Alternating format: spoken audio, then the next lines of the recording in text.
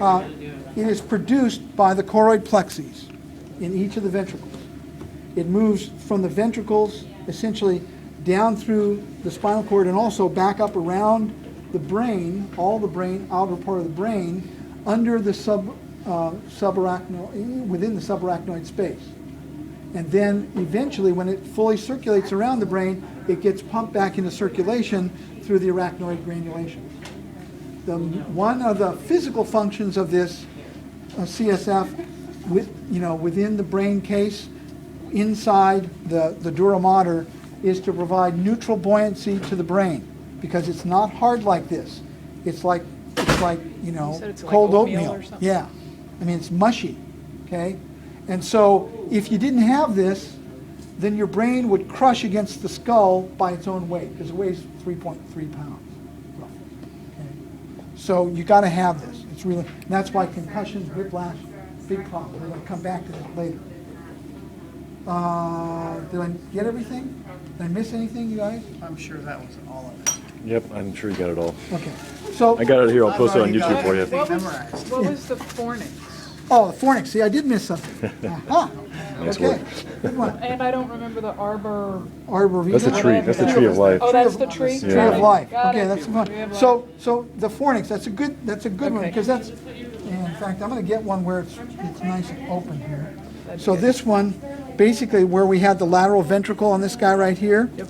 So that was the corpus callosum was on the top of that, forming the top part of it, and the lower portion right in here is the fornix.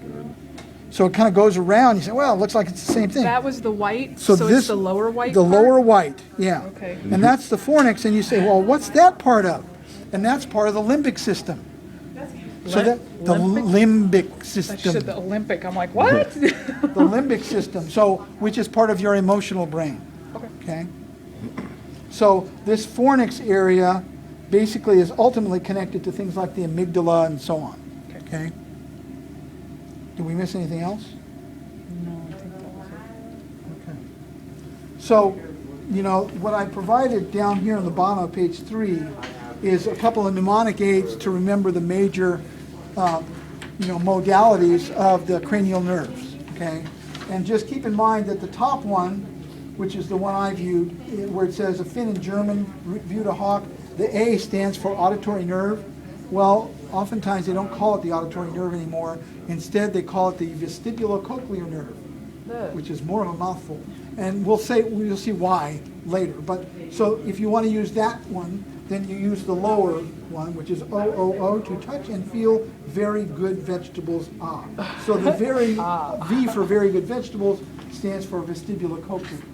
Cochlea. Cochlear, yeah. You So, gotta think about the cochlear implants. right, vestibular cochlear nerve really means that part of that nerve has to do with balance, static and dynamic balance. The other part has to do with hearing. Whereas auditory nerve just said hearing. Well, but they're both part of the same thing. So this